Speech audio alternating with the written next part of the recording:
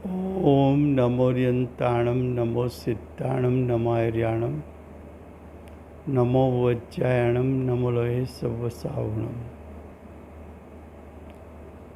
मंगलं भगवान् वीरो मंगलं गौतमो गणी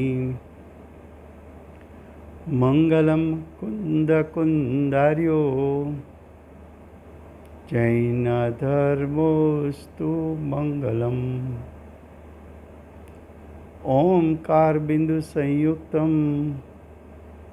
नित्यं जायन्ति योगिनः कामदं मोक्षदं चैव ओंकाराय नमो नमः। अहोपकार जिनवर्णो कुंदनो ध्वनि दिव्यनो जीन कुंद ध्वनि आप्या अहो आ गुरु काननो तुझ ज्ञान ध्यान नो रंग अमया दर्श रहो ओ शिव पद तक तुझ संग माता हाथ ग्रह। आ अष्टपाहुड़ नामનું અધ્યાત્મશાસ્ત્ર છે।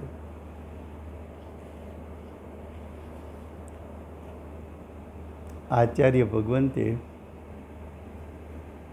બીજું પાહુડ સૂત્ર પાહુડની રચના કરી છે।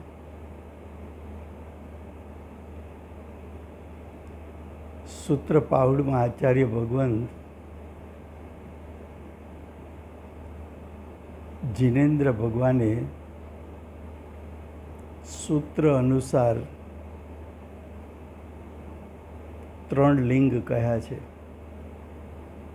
मुनिलिंग, श्रावकलिंग अने अर्जिकालिंग। तो सूत्र अनुसार 3 लिंग एना स्वरूपનું જ્ઞાન અસ્થિથી આચાર્ય ભગવાન કરાવવા માગે છે। આવું જ્ઞાન કેમ કરાવવું છે? તો કે વિપરીત 363 મતો વિશ્વમાં પ્રવર્તે છે। એ 363 મતો એમણે પણ પોતાના કલ્પિત આચરણોનું વર્ણન કર્યું છે। એ આચરણ મોક્ષ માર્ગથી વિપરીત પ્રકારનું છે।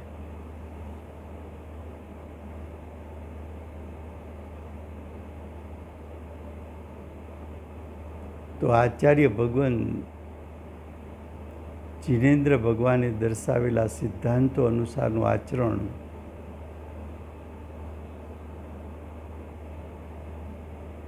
હવે એવું આચરણ કરનારા મુનિ ગાથા 20 છે, એમાં કહે છે, જીન વચન અનુસાર जिनेन्द्र भगवानના સૂત્ર અનુસાર મુનિ આંતરબાહ્ય આચરણવાળા મુનિ એને વંદન યોગ્ય કહ્યા છે। કયા મુનિને વંદન કરાય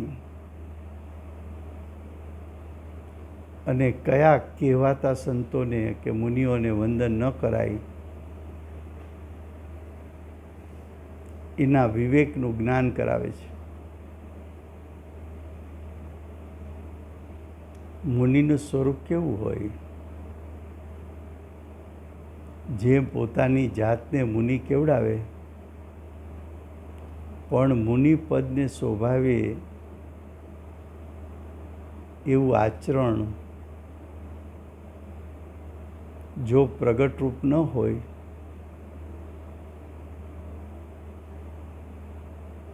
આંતરબાહ્ય મુનિપણું એમાં અંતરંગ તો પ્રગટ થયું ન હોય, એને બાહ્યમાં પણ કોઈ એક બે વસ્તુની પ્રમુખતાથી પોતાનું મુનિપણું મનાવતો હોય, તે એવા મુનિ વંદનને યોગ્ય નથી. એ કુગુરુ છે. કુગુરુનું વંદન કરીશ, અનંત સંસાર તારો વધી જશે. ગ્રહિત મિથ્યાત્વ તને પ્રગટ થશે. એ ગ્રહિત મિથ્યાત્વ તને અગ્રહિત મિથ્યાત્વને દ્રઢ કરશે.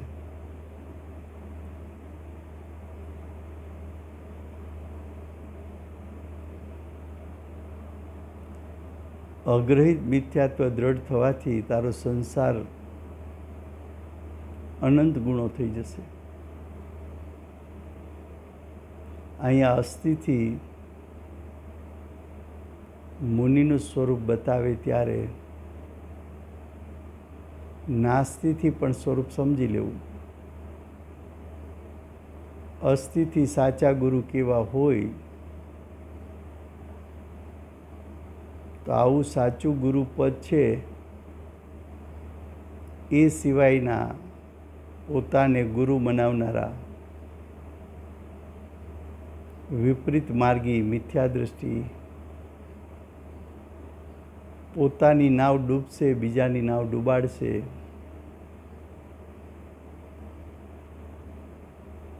તારે પોતાને તારા જ્ઞાનની મધ્યસ્થતા કેળવીને કુગુરુ અને સુગુરુ વચ્ચે વિવેક રાખવો પડશે. જો ગાથા 20 એના શબ્દો છે.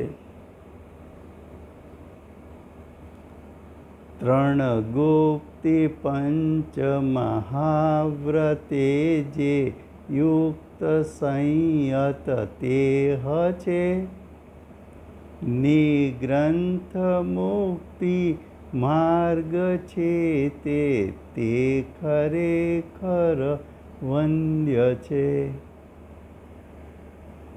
5 મહાવ્રત, 3 ગુપ્તિ, એનાથી યુક્ત સંયમને ધરનારા ગ્રંથિ ભેદ કરેલા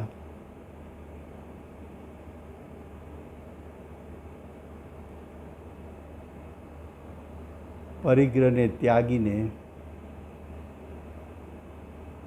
મુક્તિ માર્ગ પર ચાલનારા એવા મુનિઓ ખરેખર વંદનીય છે. અર્થ, જે મુનિ 5 મહાવ્રત, અહિંસા વ્રત, અચૌર્ય વ્રત, સત્ય વ્રત, બ્રહ્મચર્ય વ્રત અને અપરિગ્રહ વ્રતનું પાલન કરે છે. વ્રત એટલે આત્માના જ્ઞાયક સ્વભાવને વીંટળાઈને રહેવું. અજ્ઞાન દશામાં લોકો શરીરને વીંટળાઈને રહીએ અને પાછું એને વ્રત કહે છે.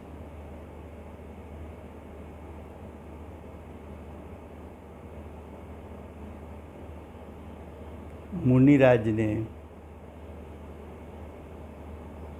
બાહ્યમાં ત્રસ કે સ્થાવર જીવોની હિંસા નથી હોતી અને અંતરંગમાં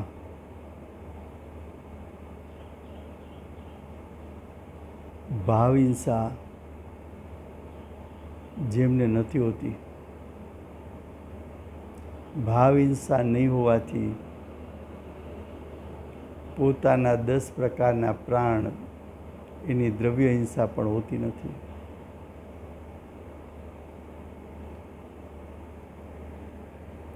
મુનિરાજ પોતાના નિમિત્તે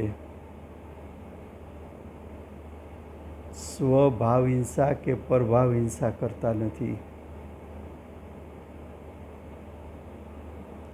મુનિરાજ પોતાના નિમિત્તે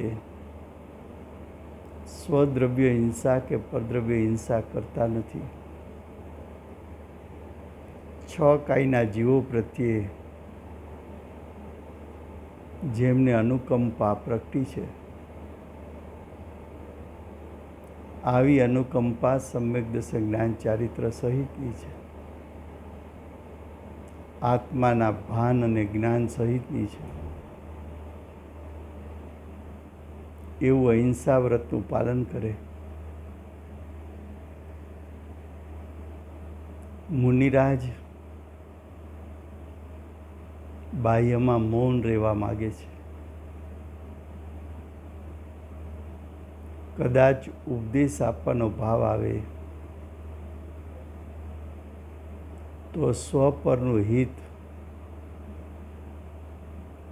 પૂર્વકનો ઉપદેશ આપે છે.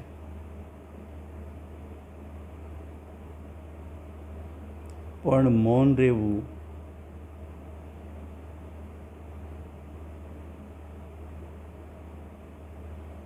કે ઉપદેશ આપવો એના વિકલ્પથી રહિત થઈને જ્ઞાયકમાં જામી જતા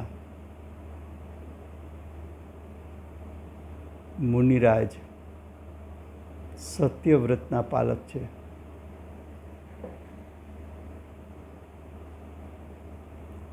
મુનિરાજ કોઈના આપ્યા વગર કંઈ ગ્રહણ કરતા નથી. કોઈના આપ્યા વગર કંઈ ગ્રહણ કરે તો મુનિની ભૂમિકા અનુસાર ચોરી કહેવાય.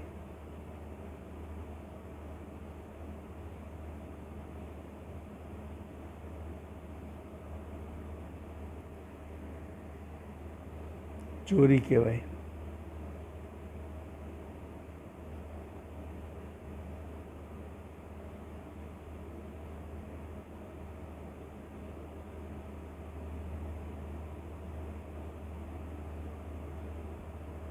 મુનિરાજને અંતરંગથી બાહ્ય પદાર્થને ગ્રહણ કરવાનો ભાવ નથી. અંતરંગમાં પણ કસાય છૂટી ગયો છે.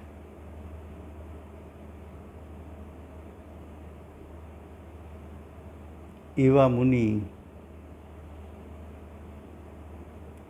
અચૌર્ય વ્રતના પાલક છે. બ્રહ્મચર્ય બાહ્યમાં સ્વસ્ત્રી પરસ્ત્રી ત્યાગ છે. સ્ત્રી સંગનો ત્યાગ છે. એ શરીરથી બ્રહ્મચર્ય છે. અંતરંગથી પોતાના દ્રવ્ય ક્ષેત્ર કાળભાવમાં રહીને પોતાના સ્વભાવની મર્યાદામાં રહીને સ્વભાવની લીનતા કરવી અને સ્વભાવની લીનતા થતાં સ્પર્શેન્દ્રિયના વિષયભૂત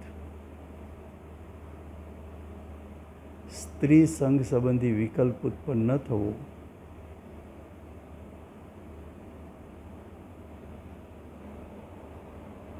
એ યથાર્થ બ્રહ્મચર્ય ભાવથી છે.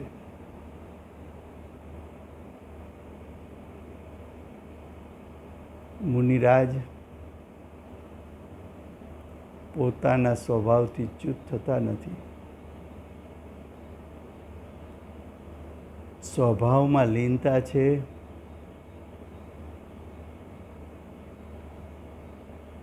ત્યારે તો સ્ત્રી સંગનો વિકલ્પ નથી, પણ સવિકલ્પ દશામાં આવે ત્યારે પોતાના આત્મ સ્વરૂપનું ચિંતન, જે અનુભવ થયો તેનું ચિંતન, એ ચિંતનનું જોર એવું છે કે શરીર પ્રત્યે લક્ષ જતું નથી, વિષય કસાય તરફ લક્ષ જતું નથી, સ્ત્રી પ્રત્યે લક્ષ જતું નથી, સ્ત્રી સંબંધીના ભાવો, વિકલ્પો ચિંતનના જોરમાં એવા વિકલ્પો પણ ઉત્પન્ન થઈ શકતા નથી. એ સાચું બ્રહ્મચર્ય છે.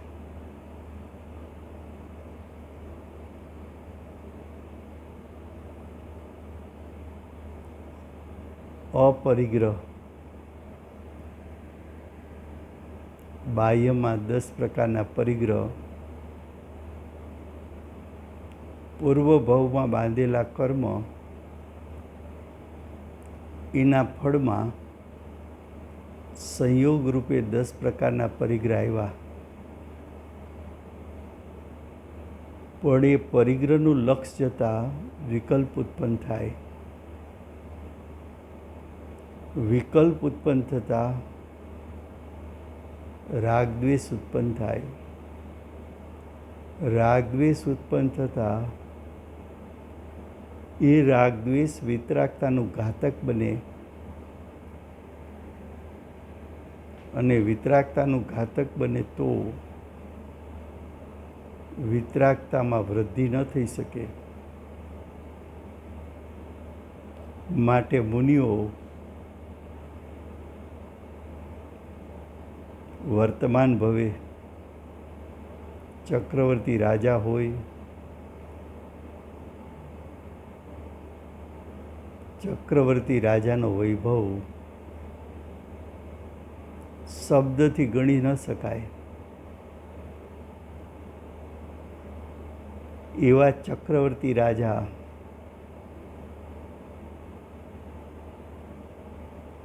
બધા પ્રકારનો પરિગ્રહ છોડીને બાહ્યમાં 10 પ્રકારના પરિગ્રહને ત્યાગીને, પરિગ્રહ પ્રત્યે ઉદાસીન થઈને, વૈરાગને પ્રાપ્ત કરીને મુનિ દીક્ષા અંગીકાર કરીને બાહ્યની સાથે અંતરંગ પરિગ્રહને ત્યાગીને વન જંગલમાં રહેવા ચાલ્યા જાય. પરિગ્રહના ત્યાગી, અપરિગ્રહ વ્રતના પાલક. 3 ગુપ્તી મન વચન કાયા, એના દ્વારા જે ઉપયોગ બહારમાં જાય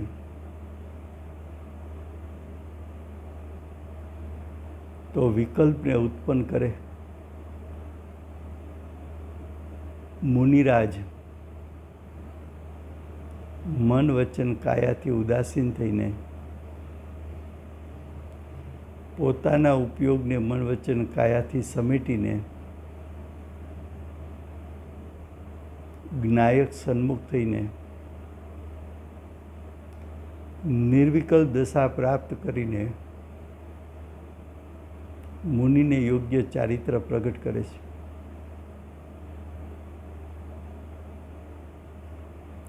આવા મુનિઓ મહાવ્રતનું પાલન કરનારા, 3 ગુપ્તીનું પાલન કરનારા, એવા સંયમવાન મુનિ એ નિગ્રંથ મોક્ષ માર્ગી છે, પરિગ્રહથી રહિત મોક્ષ માર્ગી છે. તેઓ જ નિશ્ચયથી ખરેખર વંદનને યોગ્ય છે.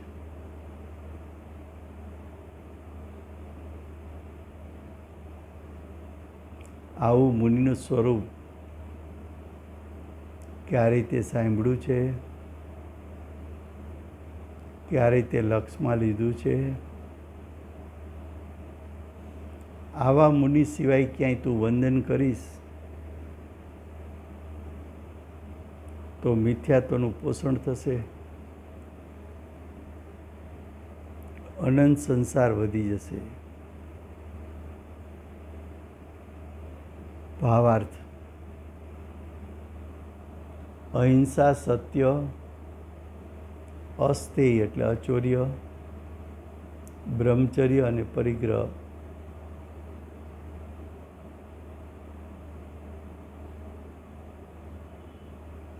અહિંસા, સત્ય, અચોર્ય, બ્રહ્મચર્ય અને અપરિગ્રહ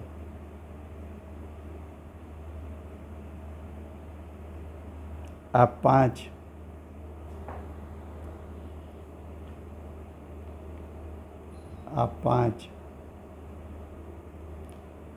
મહાવ્રત સહિત હોય અને મન વચન કાયારૂપ 3 ગુપ્તિ સહિત હોય તે સંયમી છે. તે નિગ્રંથ સ્વરૂપ છે,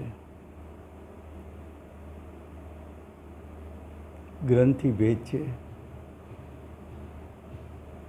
સ્વપરનો વિવેક છે. એવા મુનિરાજ વંદન યોગ્ય છે. જે કાંઈ થોડો ઘણો પણ પરિગ્રહ રાખે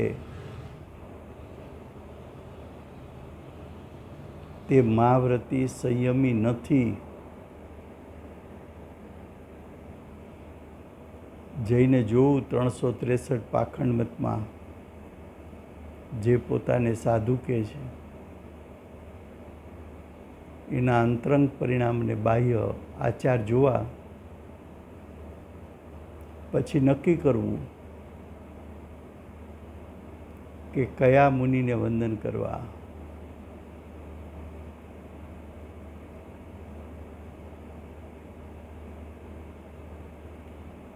પરિગ્રહ રાખે તો મોક્ષ માર્ગ નથી. પરિગ્રહથી મુનિપણું મનાવે તો એનો અભિપ્રાયનો દોષ છે.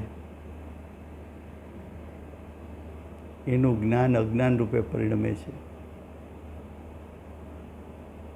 મિથ્યા દ્રષ્ટિ અજ્ઞાની મુનિ ન હોઈ શકે.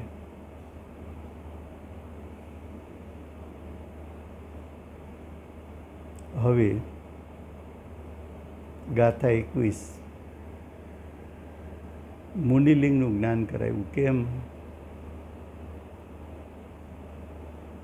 કે સાચા મુનિ કેવા હોય, જીન સૂત્ર પ્રમાણે મુનિ કેવા હોય,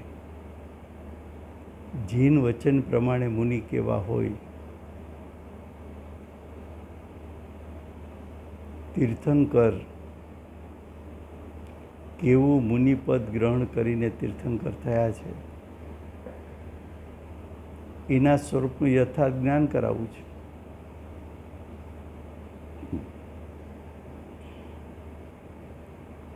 હવેની ગાથામાં કહે છે કે પૂર્વોક્ત વેશ એટલે મુનિવેશ એટલે મુનિલિંગ.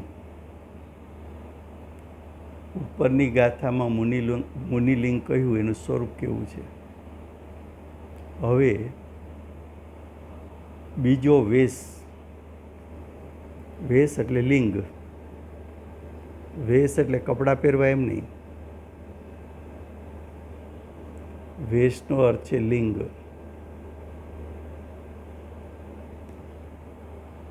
બીજું લિંગ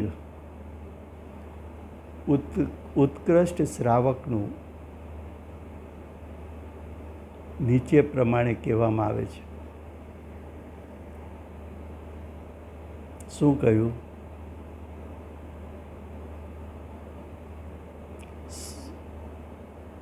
અમૃતચંદ્ર આચાર્ય દેવે પુરુષાર્થ સિદ્ધિ ઉપાયમાં એમ કહ્યું કે મનુષ્ય થયો છો તો મુનિપણું ગ્રહણ કર.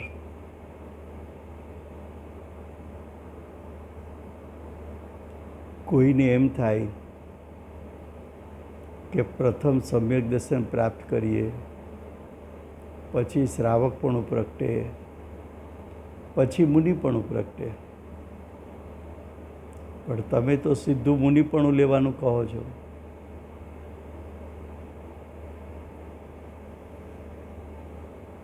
તો કે તારી વાત યથાર્થ છે, પણ સમ્યક દર્શન તો ચારે ગતિમાં પ્રગટ થઈ શકે છે. મુનિપણું ચારે ગતિમાં પ્રગટ થઈ શકતું નથી. શ્રાવકપણું પણ મનુષ્ય, તિર્યંચ બંનેમાં પ્રગટ થઈ શકે છે.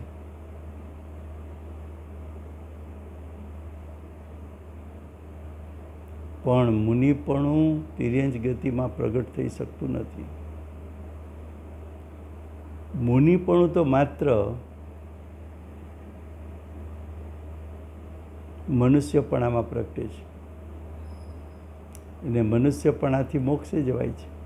મુનિપણ હોય તો મોક્ષે જવાય. માટે અમૃતચંદ્રાચાર્ય દેવે પહેલો ઉપદેશ એ આપ્યો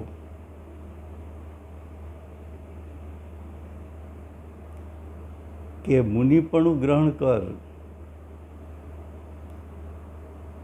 મુનિપણું કોઈ કારણથી ગ્રહણ ન થઈ શકે તો શ્રાવકપણું ગ્રહણ કર.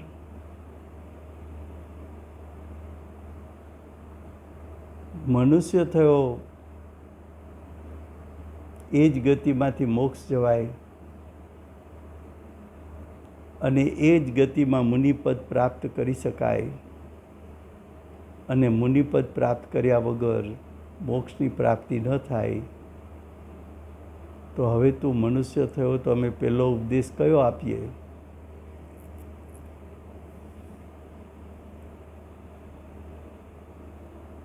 તો જુઓ ગાથા 21. બીજું કયું છે લિંગ ઉત્તમ શ્રાવકોનું શાસને, તે વાક સમિતિ વા મૌનયુક્ત સ પાત્ર ભિક્ષાટન કરે. અર્થ: દ્વિતીય લિંગ, બીજો વેશ ઉત્કૃષ્ટ શ્રાવકનો કહ્યો છે.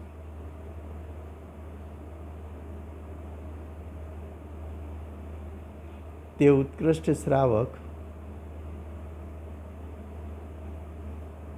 11મી પ્રતિમાના ધારક છે.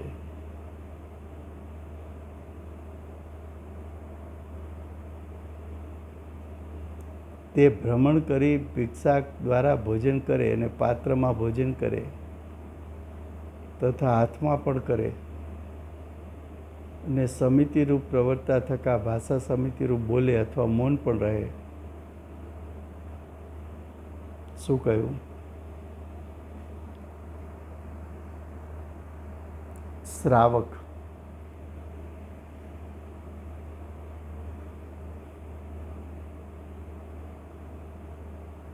અગિયાર પડીમાં છે. એ 11 સ્થાન શ્રાવકના બતાવ્યા છે.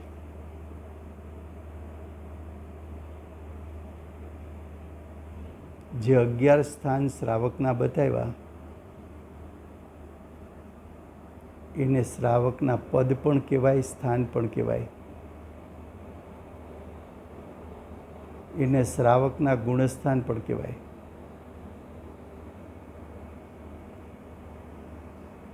એને શ્રાવકની પ્રતિજ્ઞા પણ કહેવાય. એને શ્રાવકની પડીમાં પણ કહેવાય. આ 11 પડીમાં શું છે? તો કે મુનિપણું ગ્રહણ કરવા માટેની પૂર્વ તૈયારી છે. એ 11 પડીમાંની થોડી વાત આપણે નેક્સ્ટ સ્વાધ્યાયમાં લેશું. અત્યારે પ્રથમ 21 ગાથાનો અર્થ દ્વિતીય લિંગ, 3 લિંગમાંનું બીજું લિંગ, મુનિલિંગ, શ્રાવક લિંગ, અર્જિકા લિંગ, 3 લિંગ. એ 3 લિંગમાંનું બીજું લિંગ શ્રાવક લિંગ.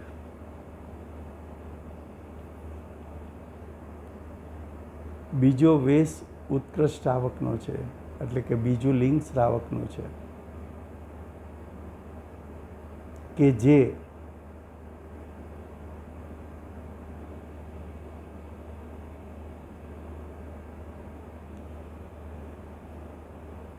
શ્રાવકપણું કહેવાય છે.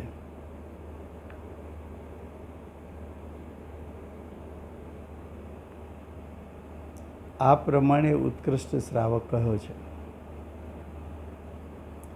ઉત્કૃષ્ટ શ્રાવકને 11મી પ્રતિમાના ધારક છે.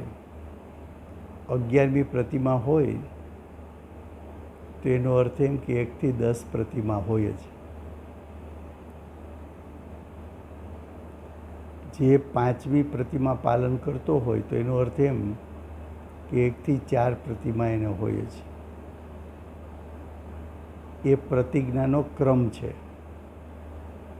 11 પ્રકારની પ્રતિજ્ઞા લેવી એ પ્રતિજ્ઞાનો ક્રમ શાસ્ત્રોએ દર્શાવ્યો છે. શક્તિ અનુસાર અંતર્બાહ્ય પરિણામ એનો જેવો પુરુષાર્થ ચાલે એ પ્રમાણે શ્રાવક પડીમાં ધારણ કરતો જાય છે. એક પછી એક પડીમાં ધારણ કરતો જાય છે. એમાં છેલ્લી પડીમાં 11મી પડીમાં છે. 11મી પડીમાંનું પાલન કરે છે એને પૂર્વની 10 પડીમાં હોય જ છે, અને 11 પડીમાંનો ધારક થાય છે તે હવે મુનિ દીક્ષા લેવા માટે તત્પર થયો છે.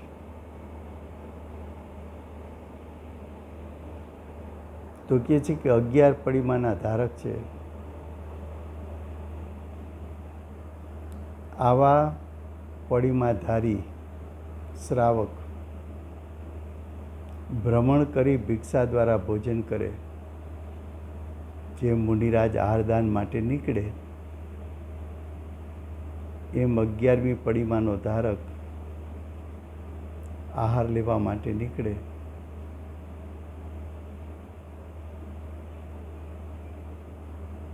પાત્રમાં ભોજન કરે.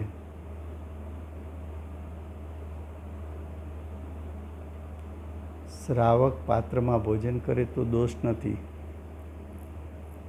એની ભૂમિકા પ્રમાણેનું છે. અને 11 પડીમાં ધારણ કરી હોય તો મુનિરાજની માફક હાથમાં આહાર ગ્રહણ કરીને લે.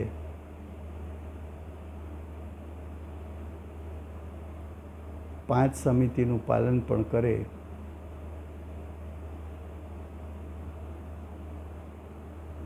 ભાષા સમિતિનું પાલન કરવા મૌન પણ રહે.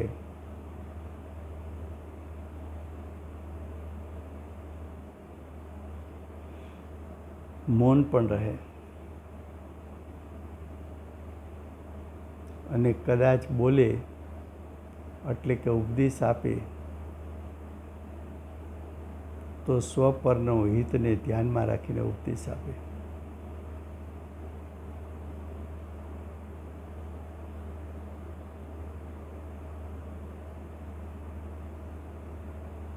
પેલું લિંગ બતાવ્યું હતું યથાજાત રૂપ. બીજું લિંગ બતાવ્યું શ્રાવક લિંગ. એમાં અણુવ્રતની સાથે સાથે 11 પડીમાનું પાલન પણ છે.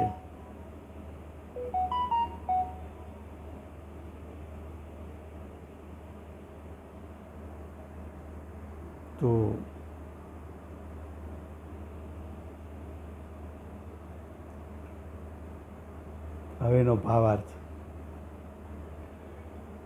એક તો મુનિનું યથાજાત રૂપપણું કહ્યું, એ મુનિલિંગ બતાવ્યું. બીજું ઉત્કૃષ્ટ શ્રાવક લિંગ કહ્યું.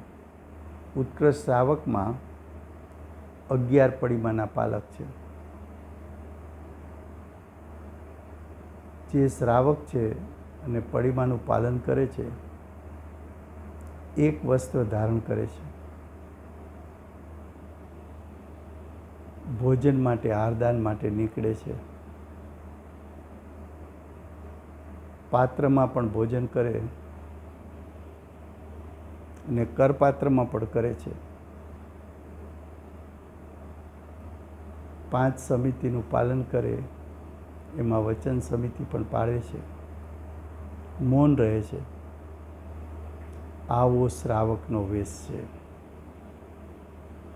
હવે જે 11 પડિમા છે એનું વર્ણન નેક્સ્ટ સ્વાધ્યાયમાં આવશે.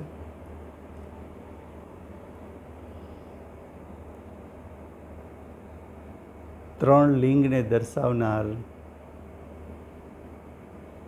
શ્રી સિમંદર ભગવાનનો જય હો.